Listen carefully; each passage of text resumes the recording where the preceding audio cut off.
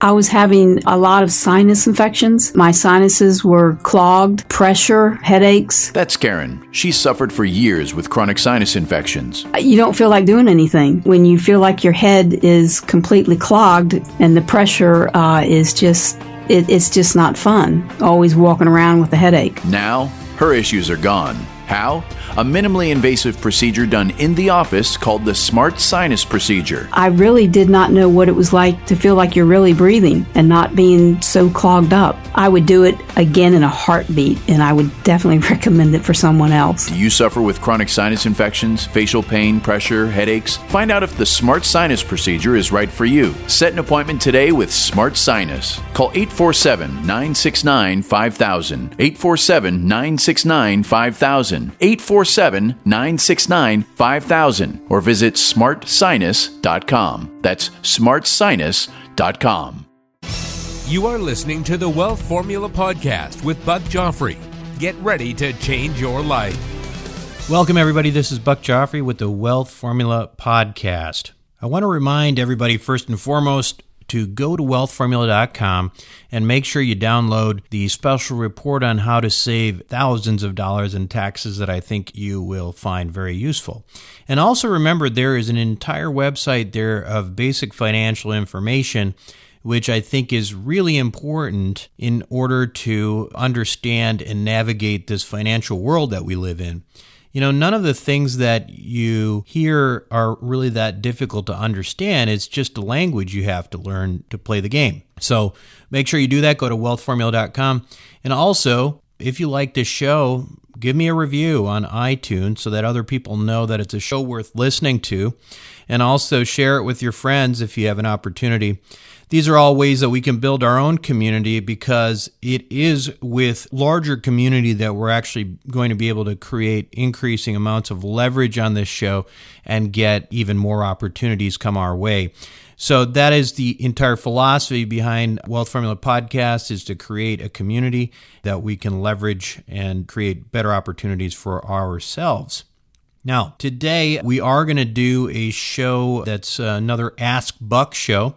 And this is the show, me, Buck Joffrey, will answer the questions from the audience out there. And it's a great opportunity for me to get a sense for, what some of the questions are, what the types of things that I can answer that I'm not necessarily answering. It's not like I know all of the answers, but it gives me an opportunity to at least tap people in my own network to try to get some opinions. So as a reminder, you can go to wealthformula.com and click on the Ask Buck button there, and that's where you can leave me questions. And typically I'm going to do this about every month, maybe every 6 weeks or so, like we did this time. So let's start with the first question. Do you mean that there is no need to be highly knowledgeable to understand these financial jargon as it sounds? I think the question is actually related to what I mentioned a few minutes ago, and that is there's a lot of terminology out there. When you go to your wealth advisor, when you go to your financial planner, when you talk to people who are of the Wall Street variety, there's a lot of jargon. And I believe that jargon is actually meant to confuse you. But it's a language, okay? It's a language. It's nothing difficult, right? I like to think about it as the same kind of concept, the old story of the pretty young girl going into the mechanic and saying, well, what's wrong with my car? And the mechanic, lists off a bunch of different things and says, well, you're going to have to do that. Well, this is wrong with your car and you're going to have to pay for this and that and so on and so forth. Then, of course, the young girl doesn't know anything about the car, so she says, well, I guess I'm going to have to do it, so here's the money and please fix my car. Well, that's the way, in my view, Wall Street and financial advisors are when it comes to money. They want to code things that are fairly simple in order for them to sound more complex and therefore make it less likely that you'll ask them the questions. Because after all, who wants to look stupid, right? We're highly trained professionals. We're people who pride ourselves on having a certain expertise, and it's not easy to say, hey, can you tell me exactly what that means? And most of the time we're not going to do that because of that intimidation factor. And what we want to try to do is take out that intimidation factor. So the answer to your question is, It's not that you don't need to know or be knowledgeable in the financial jargon. You do need to know what the financial jargon is. My point is that it is important to self-educate yourself because financial jargon is just that. It's a language. You speak a language, and sometimes it sounds complicated, but it's not. Here's a good example. So I hear about, whenever you talk to finance guys, you hear them talk about basis points. Well, here and that, and then there's 50 basis points.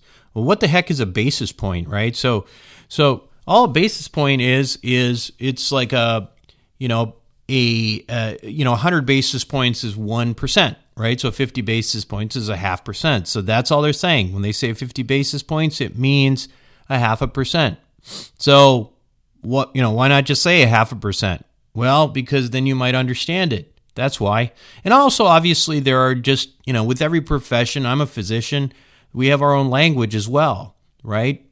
But it doesn't mean that things are necessarily complicated. It just means you need to learn the language. And that's what, the website is for. That's what this show is all about. And it's incumbent on you as somebody who's taking your personal finances seriously to learn it.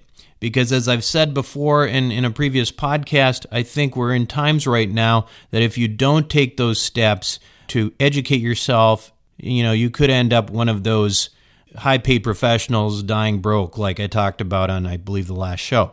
So, next question. So what do you think of gold? And this is a very good question. I don't talk that much about gold on the show, although I wouldn't call myself a gold bug. I would call myself somebody who has understood the value of gold over time and sees value of having it in my portfolio. Do I have a ton of it? No. I mean, if you talk to Jim Rickards, he'll tell you that he thinks that you need to have 10% of your investable assets in gold. I don't know if I believe that or not, but what I will tell you is this, that gold is, in my view, not an investment. Okay, real estate is an investment. Energy is investments. Gold is money. So why do I say that? Well, think about it this way. In the case of gold, right? So an ounce of gold in ancient times would buy you a fancy toga. Okay, if you're going out to a party or something, you get yourself a fancy toga for an ounce of gold. And if you look at the value of an ounce of gold today, it'll get you a fancy Armani suit. Now, I don't have an Armani suit, but I believe we're talking about that same, couple $1,000 value that a toga would have cost in gold money. So at any rate, the point is that I view gold as money, and I also view it as the anti-dollar, okay? It is a type of money that when the dollar becomes weak, it actually gets stronger. And you're seeing that right now because everybody's anticipating that the Federal Reserve is going to raise rates in December. And as a result of that, you're seeing the dollar getting stronger because that's what happens when rates go up. And now you're seeing a little bit of dip in the price of gold. Okay. Now, I would caution you that if you're buying gold, I really wouldn't buy gold with the intention of, selling it as a speculator. I would buy gold and then I would sit on it for a very, very long time, just as a reserve of money. Because I think if you look at gold as money, you know that it's had a similar value, as I mentioned, for over 10,000 years. And it's a good way for you to create capital preservation, which in times like now, I think is critically important. Now, I want to stress that I'm talking about physical gold here because there is lots of different kinds of ways to invest in gold. You can go in, invest in GLD, which is, it's some sort of ETF for gold, or you can invest in a number of gold stocks out there for gold mines and things like that. Now, those are, they have their own value, and I'm not saying, don't do it. I'm just saying that that's not what I'm talking about. I'm talking about physical gold. Physical gold is money. And the way you buy that is a little different than buying stocks. Now, you could keep it in your house. I don't necessarily recommend it, and I don't do myself, but there are ways to do it. One company that I use actually is called Bullion Vault, and I found them to be very useful. I just noticed it was not on my resource pages, but I will try to add that. But basically what it does is it allows you to buy gold on the internet and store it in places like Switzerland, Canada, if you want in New York, whatever.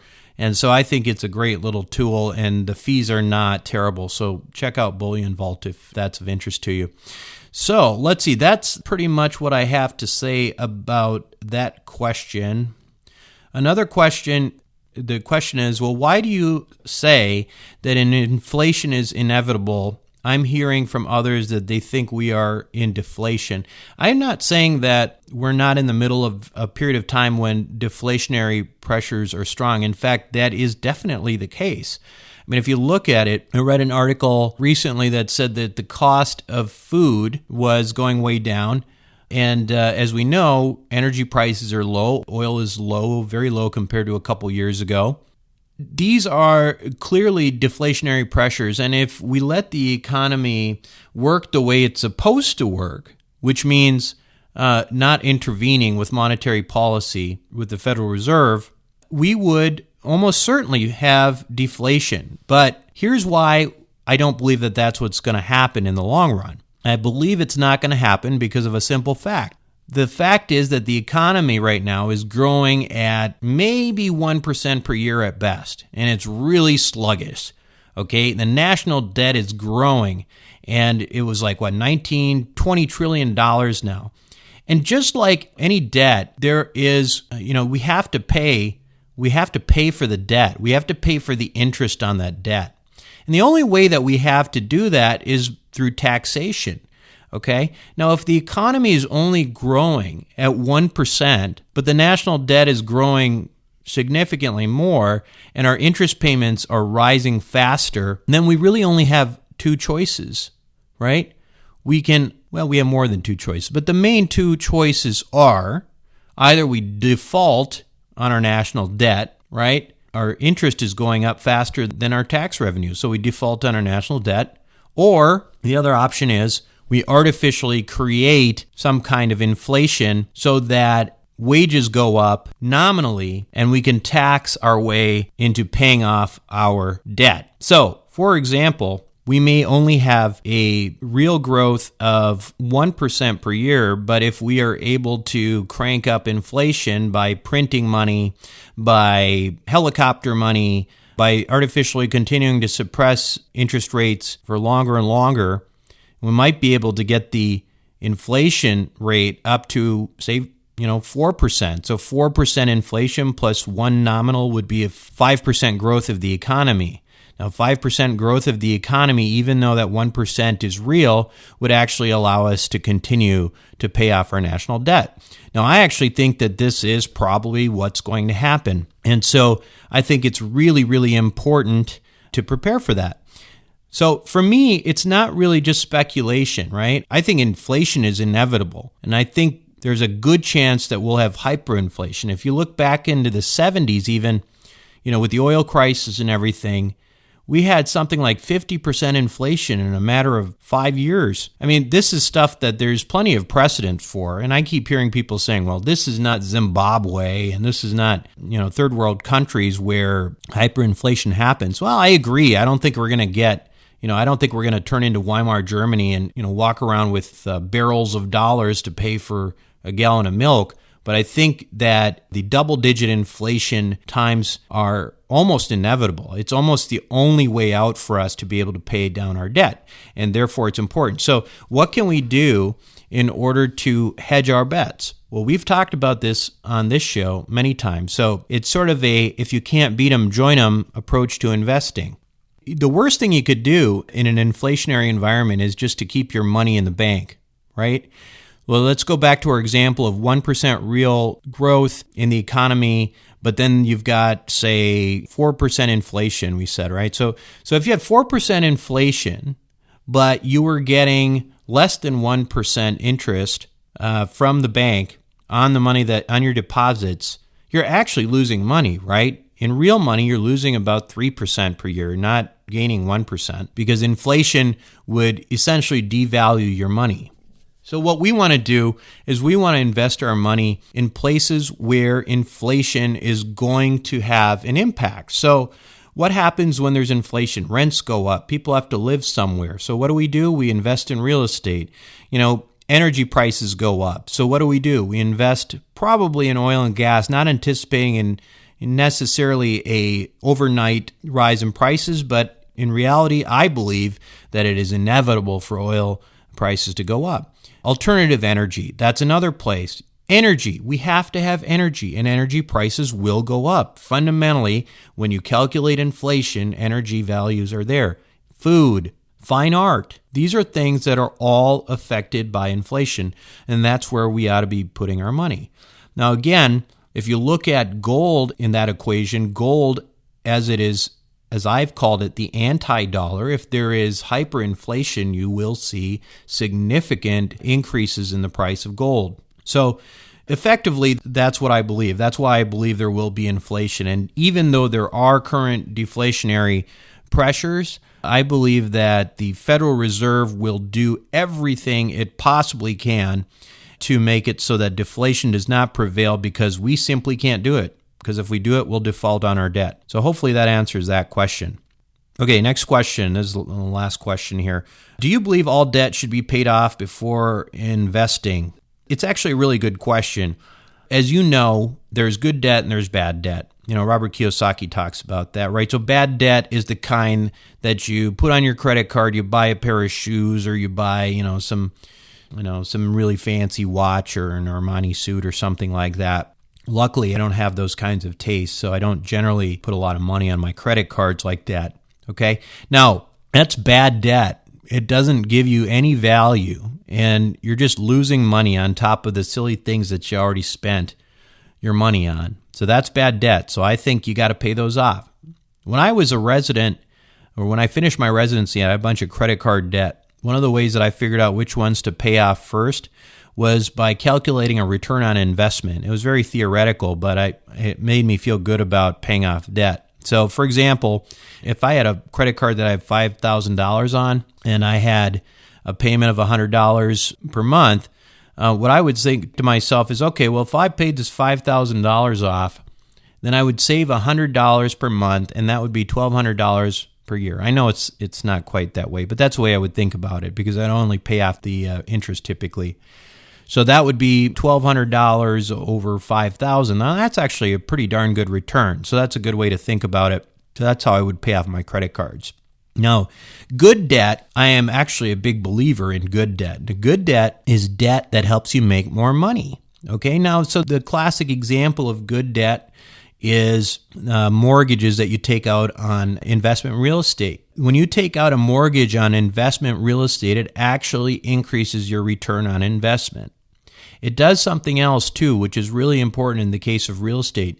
We've talked about it on this show before, but one of the magics of investing in real estate is that you have something called depreciation, right? So the government allows you to write off a certain percentage of your property per year over 27 and a half years typically, that essentially takes value off of your real estate and lets you write that value off. So say if you had a $4 million property, say your depreciation was, $40,000 per year. I don't know if that's right or not. If you made a certain income from that investment property, but the depreciation value was greater than the amount of income from that property, you effectively have a loss on paper from that property, okay? And what that means is the income that you made from that property is tax-free. That's really only going to happen if you use debt, if you use a mortgage, okay? If you don't use leverage on your real estate, you could very well end up paying a lot more taxes than you need to. So we had a guy on the show not too long ago who had a great business in terms of buying rental real estate, mostly houses, and his goal was to pay them all off.